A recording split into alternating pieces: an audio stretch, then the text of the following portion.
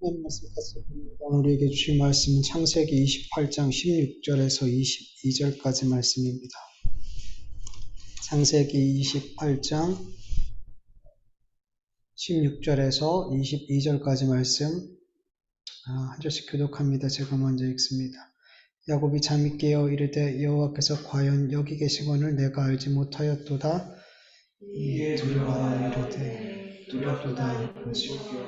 이것은 돌이 아닌 하나님의 집이요 이 하늘의 문이로다 하고 야곱이 아침에 일찍이 일어나 베개로 삼았던 돌을 가져다가 기둥으로 세우고 그 위에 기름을 붓고 이름을 베델이라 하였더라. 이에서 옛 이름을 불렀더라. 야곱이 서원하여 이르되 하나님이 나와 함께 계셔서 내가 가는 길에서 나를 지키시고 먹을 떡과 입을 옷을 주시어 내가 평안히 아버지의 집으로 돌아오게 하시오면 여호와께서 나의 하나님이 되실 것이요. 같이 읽습니다. 내가 기둥으로 세운 이 돌이 하나님의 집이 될 것이요 하나님께서 내게 주신 모든 것에서 10분의 1을 내가 반드시 하나님께 드리겠나이다 하였더라. 아멘. 야곱이 외삼촌 라반의 집으로 가는 도중 루스라는 지역에서 돌을 베개 삼아 길에서 유숙하게 되었죠. 그리고 그곳에서 사닥다리가 하늘 꼭대기에 닿았고 그 사닥다리 위에 하나님이 서 계시고 천사들이 그 사닥다리를 오르락내리락 하는 꿈을 꾸게 되었어요. 그리고 그곳에서 하나님의 음성을 듣게 되죠. 하나님께서는 아브라함과 이삭에게 주신 그 약속, 그 복을 야곱에게도 주시고 네가 어디로 가든지 내가 너와 함께 할 거야. 너를 이끌어 이 땅으로 돌아오게 할 거야. 내가 내게 허락한 것을 다 이루기까지 너를 떠나지 않을 거야 라고 약속해 주셨어요. 이렇게 야곱이 꿈에서 하나님을 만나게 되었어요. 그리고 16절에서 17절 같이 야곱은 꿈에서 깨어 이렇게 고백하죠. 세 번역을 읽어볼까요? 야곱은 잠에서 깨어서 혼자 생각하였다. 주님께서 분명히 이곳에 계시는 듯 내가 미처 그것을 몰랐구나. 그는 두려워하여 중얼거렸다. 이 얼마나 두려운 곳인가. 이곳은 다름 아닌 하나님의 집이다. 여기가 바로 하늘로 들어가는 문이다. 여러분, 야곱이 꿈에서 깨어난 이후에 가장 먼저 깨달은 사실이 무엇일까요? 하나님께서 여기 계신다. 지금 내가 잠들어 있는 이곳에 하나님이 계신다. 한글 성경으로 보면 과연 여기 계신다 그러는데 과연이라는 이 히브리 단어의 뜻을 보면 확실히, 확고하게, 분명히, 참으로, 진실로 이런 의미예요. 그러니까 하나님이 지금 이곳에 나와 함께 계심이 분명하게 깨달아졌더라는 거예요. 그렇다면 여러분 지금까지 야곱은 하나님이 어디 계신다라고 생각했을까요? 하나님 분명히 여기 계신다. 여기 계셨네. 하나님 나와 함께 계셨는데 함께 계시네. 이렇게 깨달았는데 그전에는 어디에 계셨다라고 생각했냐는 거죠. 야곱은 그의 조부 아브라함과 그의 아버지 이삭과 하나님이 함께 하신다고 생각했어요. 그래서 그 할아버지 아브라함과 아버지 이삭이 가는 곳에 하나님이 함께 하셨어요. 그렇게 생각했단 말이죠. 근데 자기는 아버지 집을 떠나서 하란으로 가고 있었단 말이에요. 그래서 야곱은 하나님이 나와 함께 계시지 않는다라고 생각했어요. 네. 그런데 꿈에서 하나님이 나타나시고 하나님이 여기 계시다. 하나님이 나와 함께 계시는구나라는 것을 이렇게 꿈을 통해서 깨닫게 된 거죠. 여러분 우리 그리스도인들도 야곱과 같이 이런 생각을 하는 경우들이 있어요. 하나님은 어떤 특정한 장소에 계신다. 또 때로는 어떤 특정한 사람과 함께 하신다. 이런 생각을 할 때가 있어요. 특히 많은 분들이 하나님이 어디 계신다라고 생각해요. 성전에 계신다. 성전에 계신다. 왜 그럴까요? 구약의 이스라엘 백성들은 하나님이 어디 계신다라고 생각했어요. 예루살렘 성전. 지성소가 있는 그 법궤가 있는 그 성전에 계신다 이렇게 믿고 있었어요. 지금도 그리스도인들이 그렇게 믿고 있어요. 지금은 예루살렘 성전이 아니라 어디 계신다? 교회에 계신다. 우리가 예배드리는 교회에 하나님이 계신다. 그러면서 교회를 성전으로 이렇게 생각하죠. 여러분, 교회가 구약의 예루살렘과 같은 그런 성전이에요, 아니에요? 아니죠. 아니에요. 분명히 아니에요. 그런데 많은 분들이 교회 건물을 구약의 성전과 같은 개념으로 그렇게 교회를 생각하시는 분들이 적지 않아요. 옛날 오래 신앙생활 하신 분들은 더 그런 생각들을 갖고 있었어요. 그 원인이 뭘까요? 왜 그렇게 생각하는 걸까요? 목회자들 때문이죠. 목회자들 때문에. 여러분, 보통 교회를 건축할 때 어떻게 건축해요? 어떻게 이름을 붙여요? 교회 건축 이렇게 안 하죠. 성전 건축. 헌금을 드릴 때도 교회 건축 헌금 이렇게 안 하죠. 성전 건축 헌금 이렇게 하죠. 이렇게 가르친 사람들이 누구예요? 목회자들이에요. 여러분, 예배당, 교회, 예배당을 건축하려 할 때 많은 경우 구약의 말씀, 구약의 성전 짓는 그런 말씀들을 가지고 와서 설교를 하죠. 그리고 예배당을 건축하는, 교회를 건축하는 것이 마치 구약의 성전을 건축하는 것 같은 그런 큰 사명으로 받아들이도록 이렇게 독려한단 말이죠. 그리고 교회 건축할 때 되면 막 부흥사님도 부르죠. 외부에서 막 강사 불러가지고 그거 되게 강조를 하죠. 속이는 거예요, 여러분. 조금 심하게 얘기하면 사기치는 거예요, 여러분. 여러분, 교회 건물은 구약의 예루살렘과 같은 그런 성전이 아니에요. 목회자들이 알까요, 모를까요? 알죠. 이거 모르고 가르치면 오히려 낫겠어요. 알아요, 여러분. 알아요. 예배당 건축이 아닌 성전 건축이라는 말을 사용할 때 여러분, 교회에 올리기가 더 쉬워요. 훨씬 더 성도들이 열심을 내고 헌신을 이렇게 끌어낼 수 있기가 좋더라는 거예요. 예배당 짓는다가 아니라 하나님의 성전을 짓는다. 그리고 성전을 지을 때 항상 함께하는 말씀이 있는데 그게 뭐냐면 우리가 이 성전을 하나님 앞에 드리면 하나님께서 뭐 주신다? 복 주신다. 복 주신다. 구약의 개념이에요. 하나님께서 이렇게 우리의 열심과 헌신으로 우리가 자발적으로 이렇게 하나님을 섬기고 이렇게 하나님을 위해서 하나님을 위한 성전을 지으면 하나님께서 복 주신다. 그리고 이런 기대를 정말 가질까요? 안 가질까요? 가져요. 저는 정말로 집을 팔아서 헌금하시는 분들을 봤어요. 그리고 아직도 그 집을 팔아서 교회를 건축하는데 헌금해갖고 아직도 수십 년이 지났는데도 그 여파가 아직도 있는 분들을 봐요, 여러분. 사기 맞은 거예요, 여러분.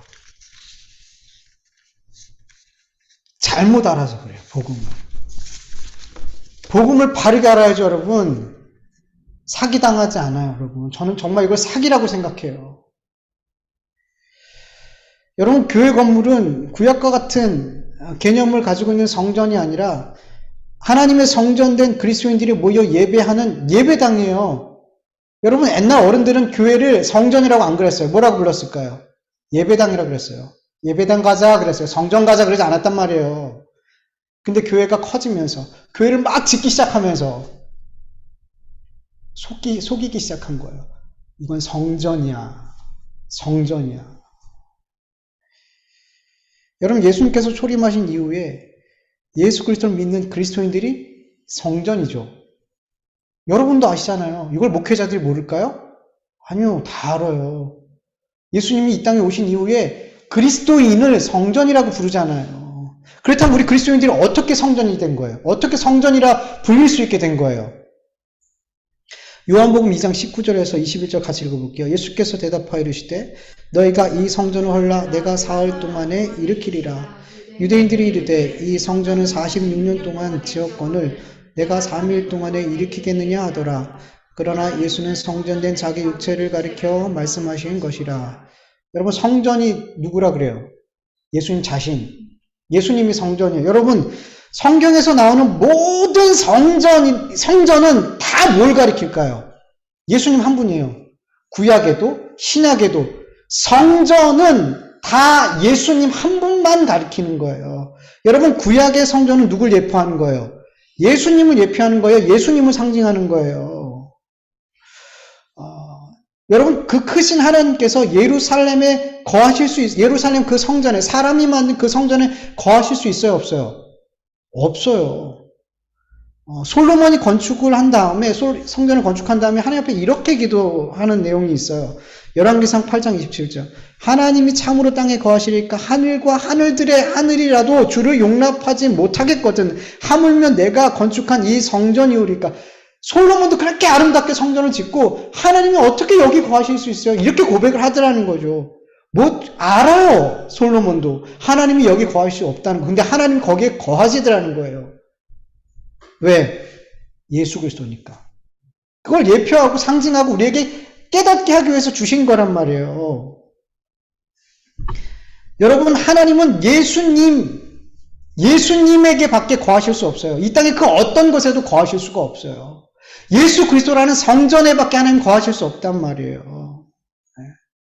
아무리 크고 훌륭한 성전을 지어도 하나님은 거기를 처소로 삼으실 수 없는 거죠. 그러나 그 성전이 예수 그리스도가 되신다면 하나님은 거기 거하시는 거예요. 여러분, 우리 그리스도인들이 하나님께서 거하시는 성전이라고 불릴 수 있는 유일한 이유는 유일한 참 성전 되신 예수 그리스도께서 성령님으로 말미암아 어디 계셔요? 우리와 함께 계신단 말이에요. 그리고 우리가 그 예수 그리스도와 연합하게 되었단 말이죠. 그래서 우리가 뭐가 되는 거예요? 예수 그리스도로 말미암아 성전이 되는 거예요. 그래서 하나님이 어디에 거하실 수 있는 거예요? 우리 가운데 거하실 수 있는 거예요. 그래서 우리가 성전인 거예요. 고린도전서 3장 16절, 6장 16절 같이 읽어볼까요? 너희가 하나님의 성전인 것과 하나님의 성령이 너희 안에 거하시킨 것을 알지 못하느냐? 하나님의 성전과 우상이 어찌 일치되리요? 우리는 살아계신 하나님의 성전이라.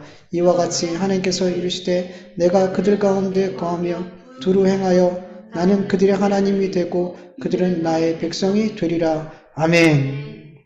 이렇게 예수님께서 초림하신 이후에 성전은 그런 예루살렘 성전, 이런 성전이 아니라 유일하신 예수 그리스도께서 성전이 되시는 것이고 그 예수 그리스도를 모신 그들이, 그 예수 그리스도와 연합한 자들이 성전으로 불리게 된 거예요. 너무 분명해요, 여러분. 이걸 목회자들이 모른다고요? 아니요. 여러분들도 아는 일인데 이걸 왜 몰라요? 그리고 여러분, 한 사람 한 사람이 예수 그리스도로 말미암아 예수 그리스도와 연합하여 성전이 된 것과 동시에 예수 그리스도를 믿는 그 믿음의 사람들이 모인 그곳이 뭐예요? 또 성전인 거예요. 우리 한 사람 한 사람이 성전이고 그 성전들이 모인 곳이 또 성전인 거예요. 어떤 건물의 개념이 아니에요. 에베소서 2장 20절에서 22절. 너희는 사도들과 선지자들 터 위에 세우시 입은 자라. 그리스도 예수께서 친히 모퉁이 돌이 되셨느니라. 그 안에서 건물마다 서로 연결하여 주 안에서 성전이 되어가고 너희도 성령 안에서 하나님의 거하실 처소가 되기 위하여 예수 안에서 함께 지어져 가느니라. 예수님이 친히 모퉁이 돌이 되어주시고 우리 한 사람 한 사람이 뭐예요? 다 벽돌이 되는 거예요. 그래서 우리가 연합하여서 그렇게 하나님이 거하시는 성전이 되는 거예요. 그렇게 성전을 계속 지어져 가는 거란 말이에요. 우리 한 사람 한 사람도 다 그리스도인 한 사람 한 사람이 다 성전이고 그들이 모인 그곳도, 그 공동체도 뭐예요? 성전인 거죠. 이렇게 교회 건물이 성전이라 불리면 안 되는 거예요. 근데 마치 이 교회 건물이 성전인 것처럼, 그리고 이 교회 건물이 되게 신성한 것처럼, 그리고 마치 이곳에 이 교회 건물 안에 하나님이 특별히 임하시는 것처럼, 그리고 이 교회 건물을 중심으로 신앙생활하는 게 건강한 것처럼 그렇게 가르쳐지고 있었더라는 거죠. 잘못된 거예요. 잘못된 거예요. 여러분, 저와 여러분이 성전인 줄 믿으시길 축원합니다. 그렇기 때문에 그리스도인들이 가는 모든 삶의 자리가 뭐가 되는 거예요? 성전, 거룩한 장소, 하나님이 임재하시고 함께 하시는 장소가 되는 거예요. 네. 그리고 어떤 특정한 사람에게만 하나님이 함께 하시나요? 여러분, 하나님이 저에게만 특별히 더 함께 하시나요? 아니에요. 전혀 그렇지 않아요. 저와 여러분 동일하게 여러분 안에 예수 그리스도께서 계신 것처럼 제 안에도 예수님께서 계시고 하나님이 저와 함께 하시는 것과 동일하게 여러분과 함께 하심을 여러분 믿으시길 축원합니다. 그래서 어떤 특별한 사람 여러분 없어요, 여러분. 자꾸 특별한 사람 찾아다니지 마세요. 특별하지 않아요. 특별하지 않아요. 우리 여러분 특별하다면 정말 여러분 저 동일하게 특별한 거고요. 특별하지 않다면 다 똑같이 특별하지 않은 거예요, 여러분. 주님이 함께 계시면 우리는 특별한 사람이 되는 거고 주님이 함께 계시지 않으면 특별하지 않은 사람이 되는 거예요. 다 주님 때문이죠, 뭐. 근데 왜 특별한 사람을 찾아다녀요? 아니에요, 여러분. 여러분, 하나님께서 꿈을 통해서 야곱을 만나주심으로 야곱은 비로소 하나님은 아브라함과 이삭의 하나님만 되시는 것이 아니라 나의 하나님이 되시고 나와 함께 계신다는 것을 깨달아 알게 되었어요. 여러분, 그리스도인들이 하나님이 나의 하나님 되신다는 것, 하나님이 나의 아버지 되신다는 것, 하나님이 나와 함께 하신다는 것을 굳게 믿고 있는 이것이 얼마나 중요한지 몰라요. 너무 중요해요. 왜 중요하냐면 말로만 하나님이 나와 함께 하신다라고 고백하고 느낌적인 어떤 느낌으로만 하나님이 나와 함께 하시는 것 같은 그런 막연한 생각을 갖고 그런 고백들을 하기 때문이에요. 여러분 정말로 하나님이 여러분의 아버지 되시는 거 정말 믿으세요? 저는 가끔씩 이런 고백이 너무 한꺼번에 이렇게 물밀듯 이렇게 밀어올 때가 있어요. 정말 하나님이 내 아빠지. 그러면 그 은혜가 그 기쁨이 감당이 되지가 않아요. 너무 기뻐서. 어떻게 나 같은 사람이 내가 하나님의 아들이지? 어떻게 나 같은 사람에게 하나님이 함께 하시지? 이런 게 밀어올 때 감당이 안 돼요, 여러분. 여러분 정말로 여러분 하나님이 여러분의 하나님 되심이 여러분의 아버지 되심이 정말 믿겨지냔 말이죠. 그 하나님이 정말 나의 모든 상황과 나의 모든 삶 속에서 나를 버리지 않으시고 떠나지 않으시고 언제나 함께 하심이 여러분 정말 믿어지냐는 거예요. 진짜로. 그냥 느낌적인 느낌 말고요. 정말 여러분 안에서. 특별히 내 삶의 고난과 고통과 어려운 문제들이 막 겹겹이 올 때 그 순간에서도 하나님이 나와 함께 하시지 않는 것 같은 그러한 상황 속에서도 하나님은 나와 함께 하시지. 하나님 나와 함께 계시지. 이 믿음이 여러분 안에 정말 있냐는 거죠.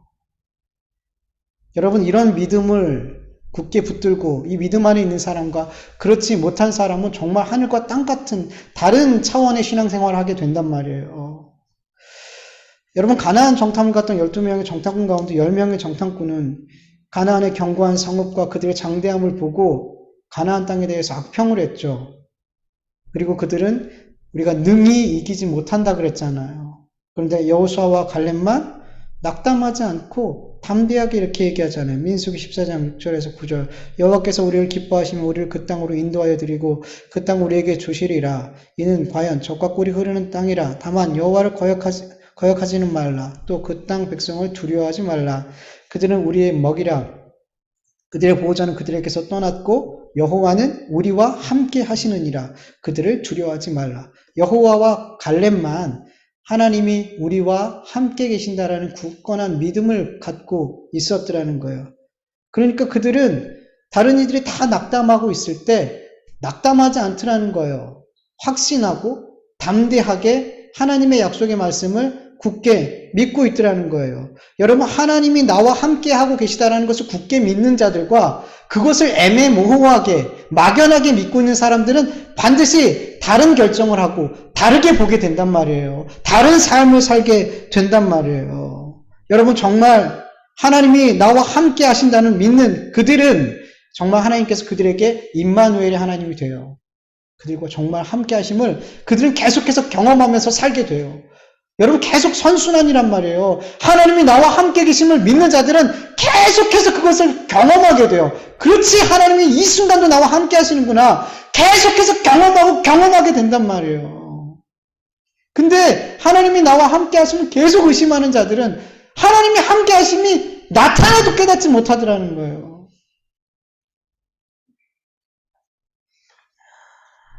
여러분들이 지금 어떤 상황에 있는지 저는 알지 못하지만 제가 확실히 말씀드리고 싶은 건 하나님이 여러분들이 어떤 상황에 있든 함께하고 계셔요. 여러분에게 아버지가 되시고 여러분에게 선한 목자가 되셔서 양 되신 여러분을 절대로 내버려 두시지 않는다는 거예요. 시편 23편 1절에서 4절 보면 여호와는 나의 목자시니 내게 부족함이 없으리로다. 그가 나를 푸른 풀밭에 누이시며 쉴만한 물가로 인도하시는 도다. 내 영혼을 소생시키주고 자기 이름을 위하여 의의 길로 인도하시는 도다. 내가 사망의 음침한 골짜기로 다닐지라도 해를 두려워하지 않을 것은 주께서 나와 함께 하심이라. 주의 지팡이와 막대기가 나를 안위하시나이다. 내가 지금 푸른 풀밭, 쉴만한 물가와 같은 상황에 있든지 사망의 음침한 골짜기와 같은 상황에 있든지 하나님께서 나와 함께 하심을 믿을 때 우리는 뭐라고 고백해요? 하나님, 저는 부족하지 않아요. 전 괜찮아요. 저는 부족하지 않아요. 이런 고백을 하게 될 줄 믿습니다.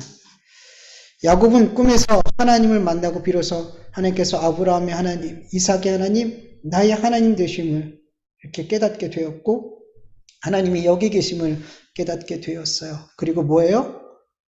아침에 일어나서 자기가 뱉던 그 돌을 기둥으로 세우고 거기다 뭘 부어요? 기름을 붓죠. 여러분, 신약 성경에서 돌은 누굴 상징할까요? 예수님 상징이에요. 머릿돌, 모퉁이돌, 흰돌, 다 예수님을 상징해요. 거기에 기름을 되게 독특하죠. 거기에 기름을 부었어요. 여러분, 메시아라는 뜻이 뭐예요? 기름 부은 자죠. 지금 야곱은 자기가 뭘 하고 있는지 잘 몰랐을 거예요. 근데 지금 뭘 하고 있는가? 거기 예수를 세운 거예요. 거기에 예수가 있더라는 거죠. 그리고 뭐라 그래요? 그곳을 베델. 예수가 세워진 곳이 뭐예요? 베델. 하나님의 집, 하나님의 집. 그리고 이 베트란 이 집이라는 단어가 하나님과 연결돼서 사용되면은 성전이라는 의미로도 사용이 돼요. 그러니까 뭐예요? 하나님의 성전. 예수가 세워진 곳이 거기가 바로 성전이다. 그런 의미를 갖고 있어요. 여러분, 베델이라는 이곳은 원래 이름이 뭐예요? 루스라는 지역이에요. 루스는 편도나무가 뭔지 아세요? 저도 오늘 처음 알았어요. 아몬드 나무 있죠, 아몬드. 아마 이 루스 지역이 아몬드 나무가 되게 많았던 것 같아요. 이 루스라는 지역이 그 이름이 뭘로 바뀌었어요? 베델로 바뀌었죠. 여러분, 하나님이 나와 함께 하심을 깨닫고 야곱이 하나님이 나의 하나님 되심을 깨닫게 되었을 때 루스가 베델이 됐어요. 여러분, 마찬가지예요.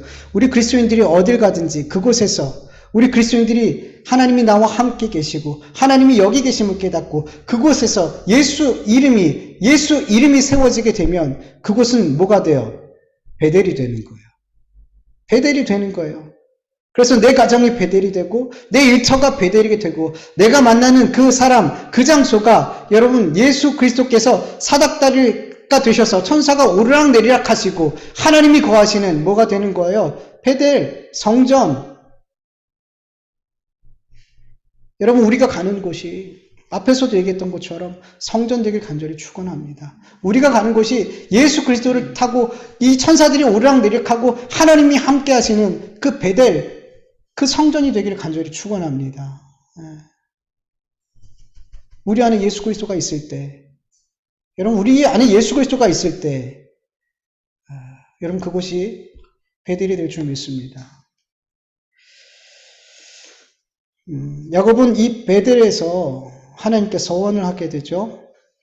야곱은 하나님께 어떤 서원을 하죠? 20절에서 21절까지 보면은 야곱이 서원하여 이르되 하나님이 나와 함께 계셔서 내가 가는 이 길에서 나를 지키시고 먹을 떡과 입을 옷을 주시어 내가 평안히 아버지 집으로 돌아오게 하시면 여호와께서 나의 하나님이 되실 것이요 내 기둥으로 세운 이 돌이 하나님의 집이 될 것이요 하나님께서 내게 주신 모든 것에서 10분의 1을 내가 반드시 하나님께 드리겠나이다 하였더라. 야곱의 서원의 내용을 보면은 조건적인 서원을 하고 있는 것으로 보여지죠. 하나님께서 나에게 이렇게 해주시면 하나님 내가 하나님께 이렇게 하겠습니다. 이런 서원의 내용이에요. 여러분 성경을 보면 보통 서원은 하나님께 어떤 조건을 내건지 알고 자원해서 하나님 앞에 어떤 것을 드리는 그런 서원을 해요. 그런데 가끔씩 야곱과 같이 하나님께서 이렇게 해주시면 하나님 제가 이렇게 하겠습니다. 이런 조건을 내거는 그런 서원을 하는 경우들도 있어요. 사무엘상 1절에서 1절, 11절을 보면 한나, 여러분 아시죠? 한나가 이렇게 서원하죠. 서원하 이르되 만군의 여호와여 만일 주의 여종의 고통을 돌보시고 나를 기억하사 주의 여종을 잊지 아니하시고 주의 여종에게 아들을 주시면 내가 그의 평생에 그를 여호와께 드리고 삭도를 그의 머리에 대지 아니하겠나이다. 나신 이름으로 하나님 앞에 드리겠습니다. 저에게 아들을 주시면 제가 그렇게 하겠습니다. 이렇게 서원하죠. 사사기 11장 30절 보면 사사 입다가 이렇게 서원을 하죠. 그가 여호와께 서원하이르되 과연 주께서 암몬 자손을 내 손에 넘겨주시면 내가 암몬 자손에게서 평안히 돌아올 때에 누구든지 내 집 문에서 나와 나를 영접하는 그는 여호와께 돌릴 것이니 내가 그를 번제물로 드리겠나이다 하니라. 여러분 어떤 조건을 내걸고 하나님 앞에 서원하는 사람들의 어떤 상황을 보면 보통 어떨까요? 절박해요. 급박해요. 한나도 입다도 정말 절박한 상황에 있었죠. 그리고 아무것도 의지할 것 없이 마치 쫓겨나듯 그렇게 외삼촌 집으로 가는 야곱 역시도 절박했죠.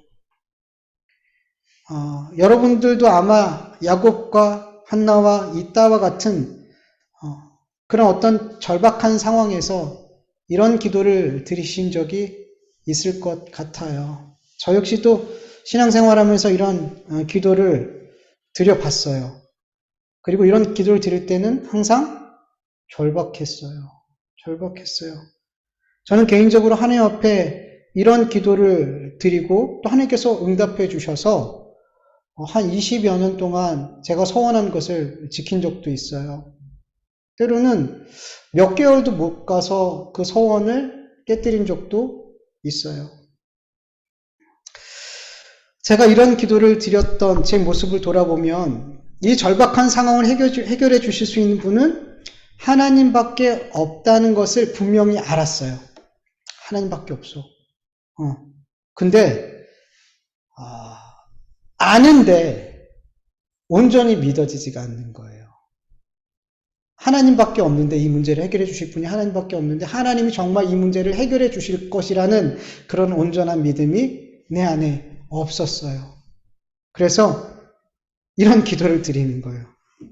하나님께서 이렇게 해결해 주시면 이렇게 해 주신다면 하나님 제가 이거 이렇게 안 할게요. 이렇게 할게요. 그러면 하나님이 더 잘 응답해 주실 것 같은 마음이 드는 거예요. 그래서 그러니까 결국에 뭐냐면 이런 기도를 드릴 때마다 항상 내 안에 하나님을 향한 온전한 믿음, 하나님의 약속의 말씀을 온전히 붙드는 그 믿음이 없었더라는 거죠. 네. 여러분 분명 하나님께서는 야곱에게 네가 어디로 가든지 내가 너를 지켜줄 거야. 반드시 이 땅으로 돌아오게 할 거야. 그렇게 너를 떠나지 않을 거야 라고 약속해 주셨어요. 야곱은 분명 하나님이 나와 함께 계시고 하나님이 나의 하나님도 되심을 분명히 거기서 그 꿈속에서 깨달아 알았단 말이죠. 그런데 깨달아 알긴 알았는데 여러분 온전히 믿어지지 않더라는 거예요. 여러분 깨달아 아는 것과 믿는 것은 동일한 게 아니에요. 여러분 말씀 속에서 예배하는 가운데 하나님의 뜻이 뭔지 너무 분명하게 너무 선명하게 깨달아 알았어요. 근데 그게 내 삶에서 믿어지냔 말이에요. 믿어지고 맡겨지냔 말이에요. 그렇게. 이게 깨달아진 게 곧 믿음이다라고 생각하는 경우가 많아요. 아니에요, 여러분. 깨달아지는 것도 은혜고 그 깨달아지는 것이 믿어지는 것도 하나님의 은혜예요. 네.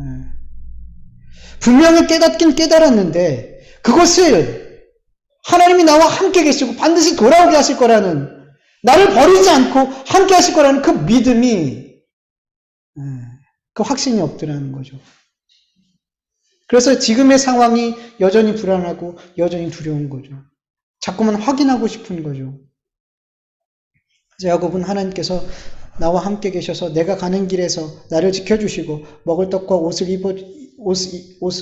먹을 떡과 입을 옷을 주시어 내가 평안히 아버지 집으로 돌아오게 하시면, 이런 기도를 드리게 된 거예요.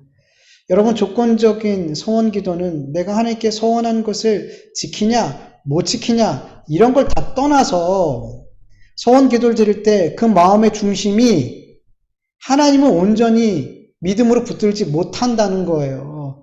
이게 근본적인 문제라는 거예요. 뭐 서원했으니 이걸 지켜야지 말아야지, 뭐 구약에서는 네가 서원한 건 네가 해로울지라도 반드시 지켜라라고 구약에서는 그렇게 얘기해요.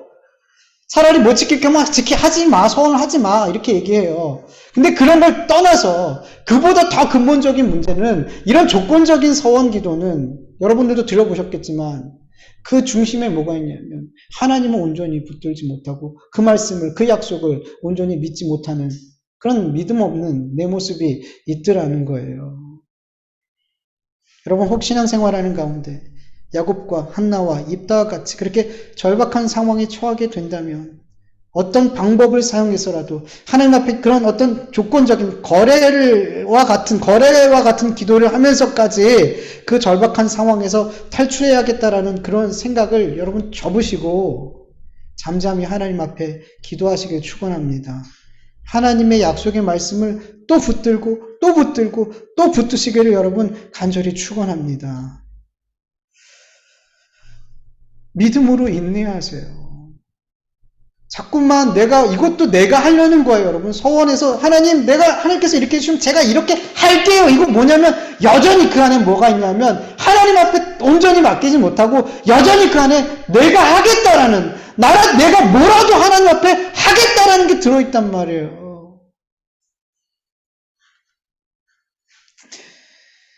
여러분, 제가 경험해 보니까, 하나님께 서원 기도를 한 그런 일들이, 서원 기도를 했던 그런 어떤 내용들이 있잖아요. 그것들이 잘 지켜졌을까요? 안 지켜졌을까요? 여러분도 경험해 보셨겠지만 하나님 앞에 그렇게 서원하고 서원해도 여러분 잘 안 지켜지더라는 거죠. 왜냐하면 그 절박한 상황이 끝나게 되면, 지나가게 되면 어때요? 막 후회를 해요. 내가 왜 그런 약속을 했지, 하나님 앞에? 그리고 막 취소할 수도 없고 지키지도 못하고 막 이런 상황이 돼버리는 거예요. 제 경험이에요. 여러분들은 안 그랬을 것 같은데 저는 그랬어요.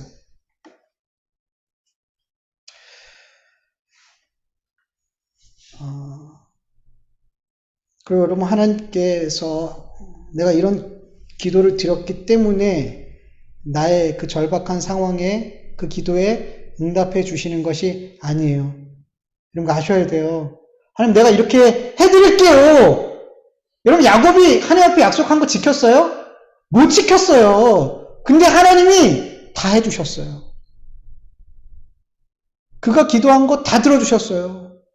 여러분, 제가 하나님 앞에 서원했던 것, 그 기도 안 드렸으면 이 목회에 관한 서원이었거든요. 제가 이 자리에 없었을까요? 제가 그 서원 기도 안 했으면 제가 이 자리에 없었을까요?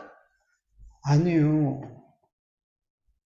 그때 그 기도 안 드렸어도 저는 지금 이렇게 여기서 설교하고 있었을 거란 말이에요.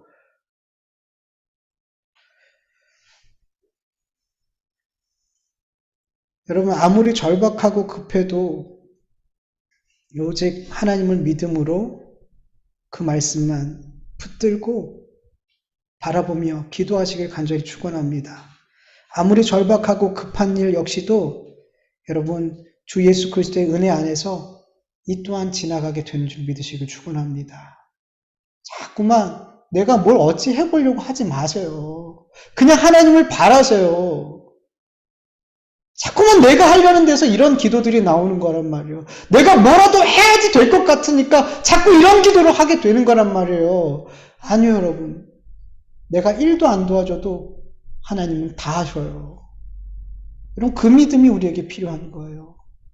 홍해 앞에 선 모세, 이스라엘 백성처럼 하나님이 하시는 걸 우리는 잠잠히 바라보면 되는 거예요. 하나님의 역사하심을, 하나님의 인도하심을 믿음으로 지켜볼 수 있기를 간절히 원합니다. 너무 어렵죠? 우린 자꾸 뭔가 해야 되잖아요. 그래야지 직성이 풀리고, 그래야지 뭔가 될 것처럼 보이잖아요. 아니에요, 여러분. 가만히 있는 게 더 어렵죠. 우린 어려운 길을 가는 사람들이에요. 하나님을 잠잠히 바라고 기다리는 게 정말 죄인된 우리한테는 어려운 일이에요. 왜냐하면 우린 내가 주인된 삶이기 때문에, 내가 주인이기 때문에 내가 뭐라도 해야지 직성이 풀리는 존재이기 때문에 가만히 있는 게 어려워요. 근데 여러분, 그 일을 하셔야 돼요. 그 일을 하셔야 돼요. 하나님이 일하시는 것을 보셔야 돼요. 우리가 하면 할수록 우린 나중에 거봐요, 하나님 나도 이렇게 했잖아요. 우린 그런 존재란 말이에요. 그래서 하나님이 다 하셨어요. 이 고백 받기를 원하시는 거예요. 여러분, 하나님을 바라세요. 하나님을 바라세요. 그거면 되는 거예요. 그 믿음이면 되는 줄 믿으시길 간절히 축원합니다. 우리 같이 말씀을 기억하면서 정말 기도하죠.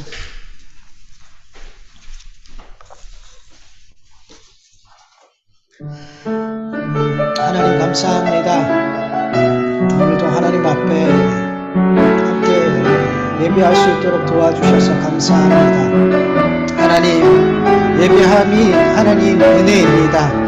하나님 앞에 찬송드림이 은혜입니다. 하나님 앞에 기도드리고 하나님 앞에 예배함이 은혜입니다. 은혜 아닌 것이 어디 있습니까? 도대체 내 삶에, 우리의 삶에 하나님의 은혜가 아닌 것을 우리가 어떻게 꼽을 수 있습니까? 하나부터 열까지 하나님의 은혜가 간섭하시고 하나님의 은혜가 우리에게 부어져야 우리가 될 수 있습니다. 지금이 될 수 있습니다.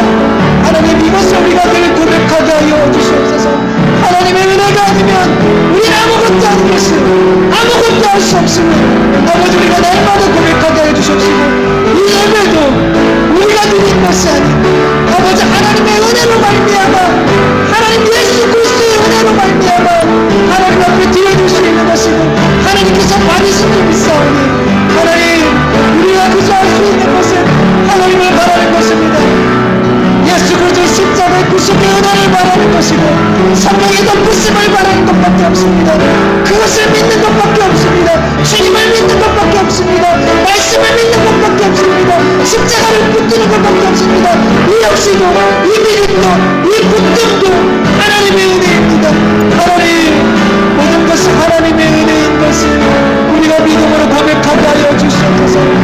아버지, 주인된 아버지, 내가 내 삶에 내가 주인이라고 우리가 살아가는 우리는 어떻게든 은혜가 아니라고 말하고 싶고, 내가 무엇이라도 조금이라도 못해야지 직성이 풀리고 그렇게 말하고 싶은 우리들입니다. 그러나 주님, 우리는 점점 더 하나님의 은혜가 아니면 아무것도 아닙니다. 모든 것은 하나님의 은혜입니다. 고백할 수 있는 우리가 되어줄 수 있도록 도와주시옵소서. 아버지를 알아갈수록 우리가 하나님의 말씀을 깨달아 알고 그 말씀을 믿을수록 그렇게 더 하나님의 은혜만을 고백할 수 있는 우리가 되어줄 수 있도록 도와주시옵소서. 오늘도 주의 말씀을 들었습니다. 배웠습니다. 아버지, 이 말씀이 깨달아지는 것도 은혜요, 이 말씀이 깨달아지고 내 마음에 믿어지고 이 말씀에 순종하는 삶을 사는 것도 모든 것이 다 하나님의 은혜인 것을 믿습니다. 하나님, 도와주시옵소서. 오늘 주신 이 말씀 한마디 한마디가 내 마음에 깨달아지고 아멘으로 응답되어지고 아버지, 내 입술뿐만 아니라 내 삶으로도 고백되어지고 순종되어질 수 있도록 은혜를 부어주시옵시길 간절히 원합니다. 하나님 도와주세요. 우리의 완악한 마음을 무너뜨려 주세요.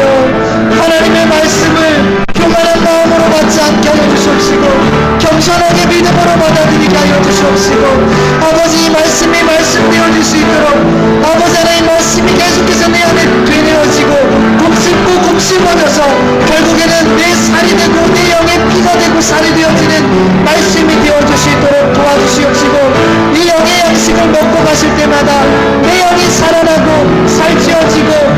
풍성함이 있고 사랑함이 있는 은혜를 베풀어 주시옵시기를 간절히 원하오니 하나님 도와주시옵소서. 감사합니다. 감사합니다. 하나님 감사합니다. 예수님.